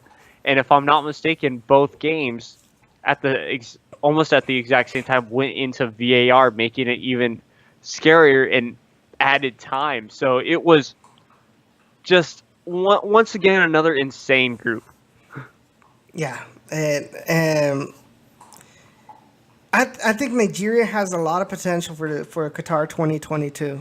I mean, they have a young, really young squad, and they played well. They played well in the group stage. It just wasn't enough. Now, my biggest question, and I want to hear your thoughts on it, is what was the difference between the Argentina that tied against Iceland and lost badly against Croatia versus this Argentina that defeated Nigeria? I think the difference is finally, basically they allowed Lionel Messi to get into the game on that final day. I think finally this team kind of found some connection, I could say, in a way, because and the commentators were also talking about it too. At the end of the Iceland game, if I'm not mistaken, or no, end of Croatia game, or at the start of it, I forget. Lionel's body language coming out of the tunnel was not great. Wasn't a sign that you wanted to see from your star, in a way, or one of your stars. And then his body language coming out of the tunnel versus Nigeria was just a total switch. It's like he turned on a switch and everyone was okay.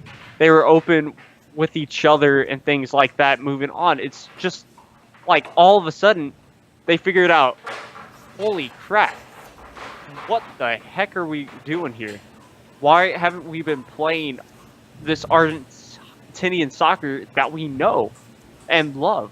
As in, why haven't we been playing as one, and why have we been selfishly playing as just by ourselves?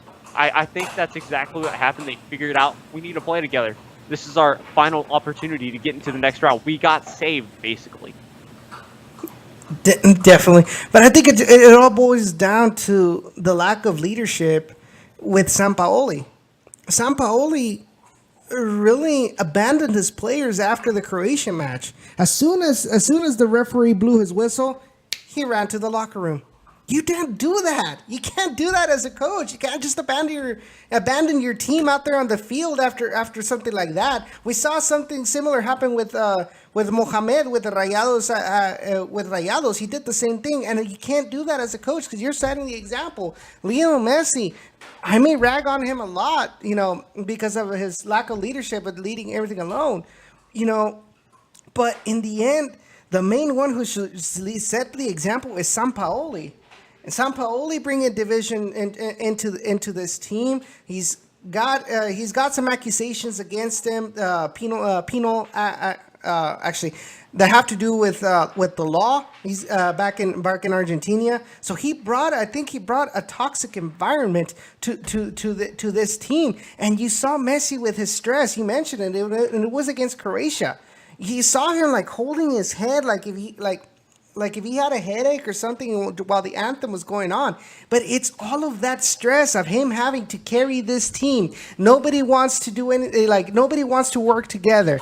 Willy Caballero being Willy Caballero. And everybody's out there looking, because Cristiano Ronaldo did this, and then I have to emulate it because then I'm not going to be the best of the world. He's got all of that in his head. And now in this match against Nigeria, you mentioned it. They realized, hey, you know what? We need to wake up. We need to make it to the next round at least for the sake of Argentinian football. And everybody worked together in order to get into this. And that's why I feel Messi was also freed from most of the stress because say, hey, you know what? The team's like, we'll help you carry this team. They finally stood up and did what they had to do. And I think it took off a lot of weight off of Messi's shoulders. And that is the difference. And now that Argentina is into the next round, and they've got this result, be careful. I think they still even though they still didn't convince against Nigeria, I think you got to be careful with Argentina and not just brush them off as a potential candidate for this World Cup. At least that is my take on this. Exactly. Yeah, you're correct on that, because the fact is, at the same time, we have this France side that kind of, in a way, did the exact same thing. They advanced with the minimal possible, even though, yes, I believe they did. Yeah, not believe, but yes, they did end up winning their group. At the same time, though, they never convinced me that they are championship status, if you kind of get what I'm saying. So now you've got these two teams that kind of held something back from us. And sure, of course, yeah, both those teams never really looked to have given that potential. So I think that's going to be a fantastic game this Saturday. I don't think it's just going to be a blowout by France. No, I think that game could have a potential of not only going into extras, but going into penalties as well. Coming down to that would be devastating. But at the same time, I think that's how close that game is going to be, unlike everyone else in this world. Yeah, definitely. Like, just have to say, don't brush them off, because they're kind of getting on the roll. They finally realize what they have to do. And once Argentina clicks, we saw it last World Cup. Even though they didn't really convince anybody, they made it to the final, only to lose against Germany. They did it at Copa America both times, Copa America and Copa America Centenario. Lost against Chile both of those times, but then again, with somebody like Higuain that completely screws up the easy opportunities to score, and he did it again against Nigeria. He can't really do anything about that. That's not on Messi. That is on those players that are just not ready for that big of a responsibility. And Higuain continues to prove that time and time again. It's just weird how the coaches never notice it, because you could have easily put in Dybala. But then again, let's go ahead and continue because we're almost out of time. So Iceland loses against Croatia 2-1. Croatia, if I'm not mistaken, were able to get all 9 points. So they qualified first. And then today's matches, holy smoke. Mexico lost to Sweden 3-0. A complete disaster by the Mexican national team. Complete disaster. It was horrible to listen, and I'm pretty sure it must have been horrible to watch as well as me, as being a Mexican fan. You know, just seeing Sweden like completely dominate Mexico. They took advantage of their strengths and were able to capitalize on the weaknesses on the Mexican national team. And worst part is, Mexico did not really react to try to change things. You know, they kept on trying to go for crosses, go through lob through balls.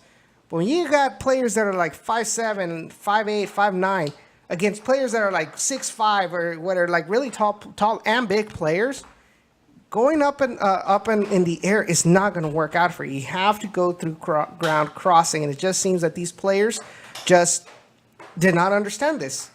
Chicharito being Chicharito and completely screwing up a lot of opportunities. Edson Alvarez completely lost in the right back position, and Sweden took advantage of that. And then at the same time, you had South Korea completely surprising everybody and defeating Germany 2-0. Well, I think you could, yes, South Korea ended up winning that game, but really, it was Germany surprising everyone because of the fact that they just that was a choke. You watch that game, especially even over again, it was a big choke. In no way, shape, or form should that have happened. They had shot after shot after shot after shot. Guess what? Barely. So all of that just goes straight to Germany.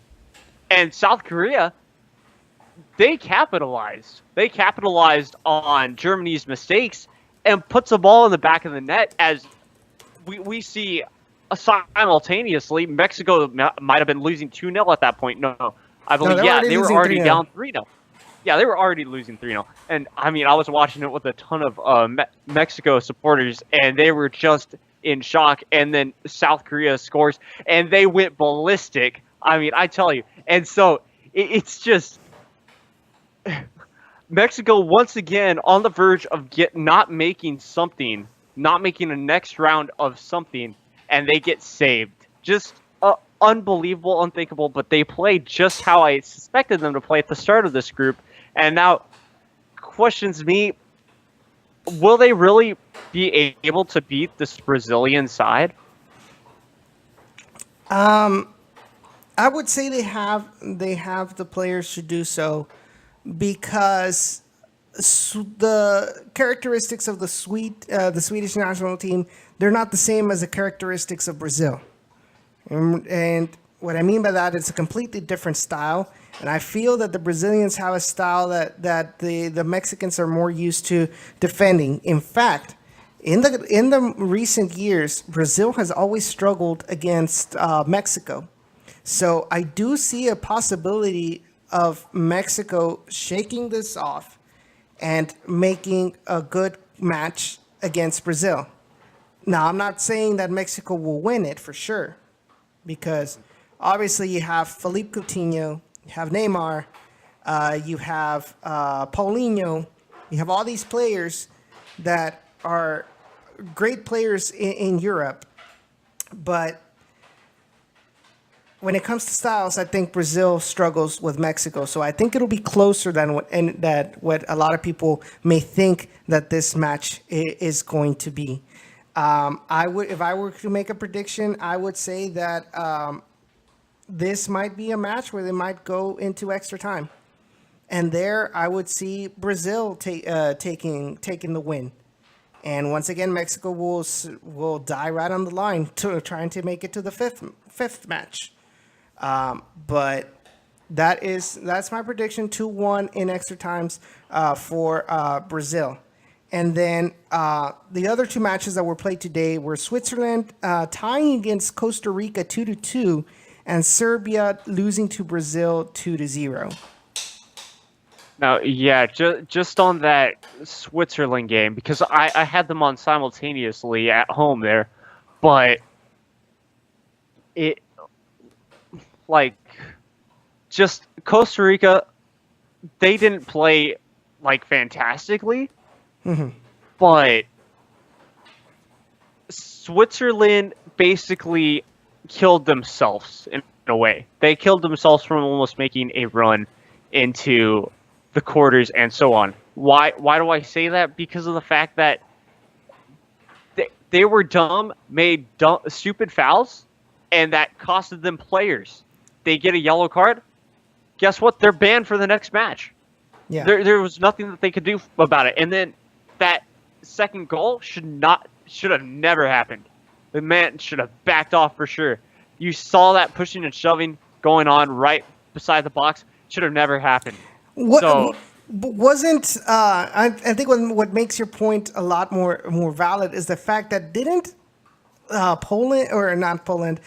Switzerland get saved by another penalty because it was called offside by VAR because it was already called as a penalty, but VAR reviewed it and saw that it was offside, and so that penalty wasn't taken. And then a couple minutes later, boom, another penalty. Yep, exactly. Yes, I forgot to mention that one because, yeah, it was offside, but technically they were just fighting crazily in the box. Guess what? They already had that lead. They just kind of needed to back off or just keep possession, since we all know that backing off apparently for them means fighting a player till the death. That is basically what that game was. Yeah. It's just a lack of I don't want to say experience. You got a lot of experienced players in that Switzerland team, but it's just not knowing how to deal with your emotions. I think that's more than anything what it is, because you can't. I don't think there's an explanation for you to make blatant fouls inside the box so close to the end when you have the lead. I mean, there's no excuse for that. And you said it correctly. Switzerland shot themselves in the foot in this match. They could have gotten if you look at the standing for that group, Switzerland could have at least gotten to 7 points, and they would have still gotten in second, but at least they could have come into the round of 16 with better momentum than they have right now. And then tomorrow's matches, because we do have some matches tomorrow. And tomorrow's matches are going to be the last matches of the group stage. You'll have Senegal versus Colombia. You have Japan versus Poland. Both of them will be at 9 a.m. And then England versus Belgium. Oh, that's going to be a good match. And Panama versus Tunisia. Both of them tomorrow at 1 p.m. Oh, man. That's going to be a good match. Harry Kane versus Dembele. Is it Dembele, right? Or no, Lukaku. Yeah. Yeah, exactly. Lukaku. Yeah, both those matches are going to be fantastic. But if I'm not mistaken, England and Belgium are going to play to see. Basically, are going to try. Yeah, they're going to want to lose in a way. Mm-hmm. Whoever can play a worse game for that will get the better matchup. If I'm not mistaken, that's what a lot of media sources are saying as well, that they don't necessarily want to play, and I forget who the team is just yet. I know it's not France, but I know it's a big name. So this is Group H, right? Yes. So they would play against. So the second of Group H would go against the first of Group G. And right now, the first of Group G is England, and they would play right now against Senegal. Belgium would have to play against Japan at this moment. But really, both of them are looking to see who is going to play the weaker team in quote, per se. So that's why a lot of these teams want to get this first place, and they're both tied. So here's the interesting part: they both have 2 wins. They both have 8 goals in favor. They both have 2 goals against with a goal difference of 6. They both have 6 points. So, excuse me. So, which means they're gonna want to get an advantage through the through points. Because if they do go through, if they tie, they're more than likely going to have to go through the fair play tiebreaker. And that's going to be, hold on, let me see if I can get those stats. Actually, no, because we're running out of time. But anyways, so they're going to want to see who's going to be a clear first place and clear second place. So some insights on this match. This will be the third meeting between Belgium and England in the World Cup, and England have been unbeaten against Belgium in World Cup. They drew 4-4 in 1954, and England won 1-0 in 1990. Belgium has only won just one of their 21 meetings with England. They have drawn 5 and lost 15. Their last victory was a 3-2 victory in May 1936.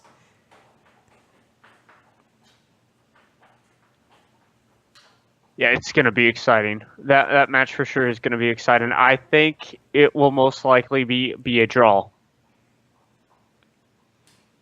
I would say like a 2-2. Yeah, something along that line for sure. Yeah. So before we go, there's just some number ago. 36 games, 24 late goals, 20 penalties. 24 of 98 goals at this World Cup have come after the 75th minute. Let's see what else is interesting here. Decent money. No. Okay, so VAR. What do you think so far about VAR? Has it done a good job, or is it really something that modern day soccer can do without? Oh yeah, it's done a fantastic job. Of course, today technically was no exception. Even though, of course, we had that one incident where that handball was not called. Well, that's obviously beside the fact, for the point being that ref was just weird and not, in my opinion, not entirely good. So and it was blatant, like it was right in front of his eyes, even on VAR, that it was an obvious handball, and he still didn't call it.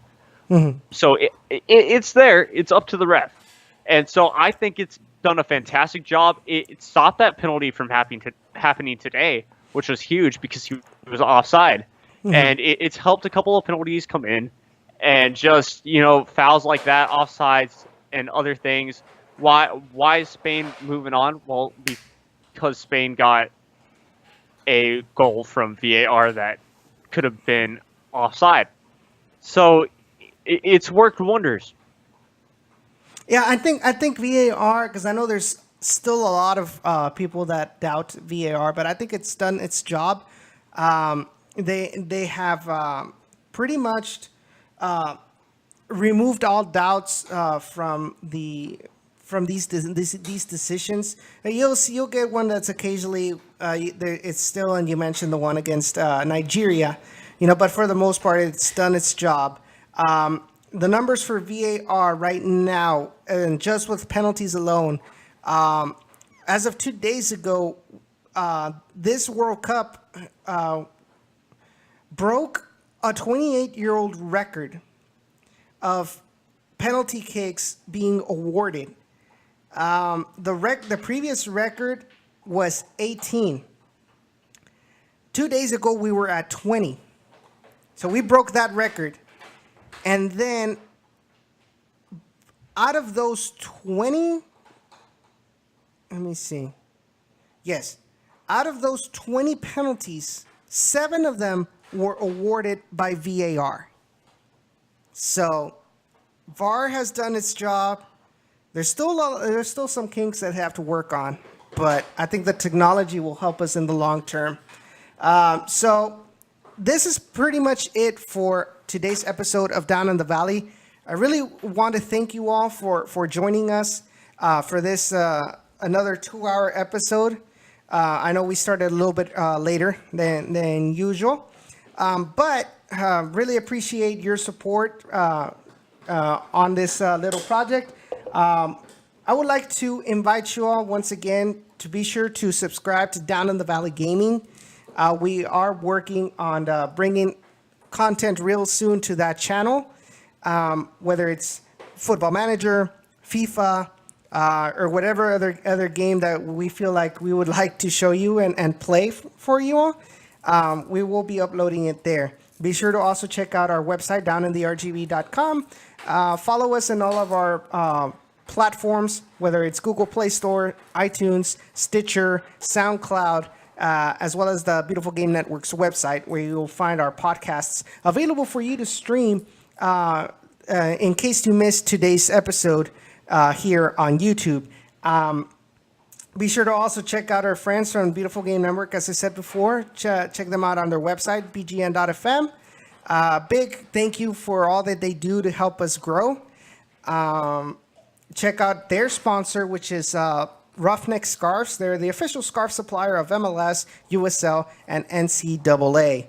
And I really would appreciate all of your help towards the Rio Grande Valley Food Bank. They're still needing of volunteers. They're still needing of monetary funds to continue to help out the victims of this RGV flood of last week. So be sure to go to foodbankrgv.com and make your donation there. I know this past few days they've been out there. They've been in Westlaco. I think tomorrow they're going to be in another city in the valley to give away, food and water to those who need it. So be sure to help us out in that regard. Having said all of this, we thank you so much, Jacob. Really appreciate you being here. Is there something you want to tell the audience before we go? Yeah. Thanks for having me again. It's fantastic to always, talk RGVFC soccer with you, and yeah, look forward to the next one. All right, guys. So thank you, and we will see you all next. Hey, hold on. It'll probably be next Thursday because next Wednesday will be July 4th. And I'm sure a lot of us have plans with the family to go to the parade or to the cook-off, whatever. So I think it'll be best for us to leave it for next Thursday, the next episode, so y'all can enjoy and we can enjoy time with our families and friends on Independence Day. So just leaving it out there just so it won't come as a surprise for y'all. So thank y'all so much. See you next week. Goodbye.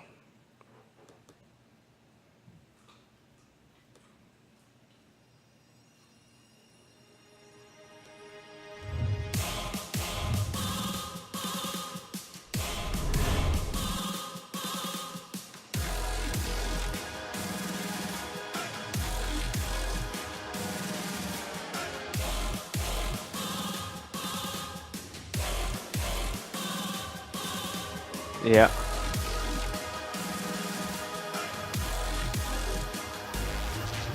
Yeah, how do we do it? Normally, I mean, yeah, when I used to do mine, I would take breaks. And yeah, I'd get to like talking for 2 hours, but wow, we just did it with no breaks today. Wow.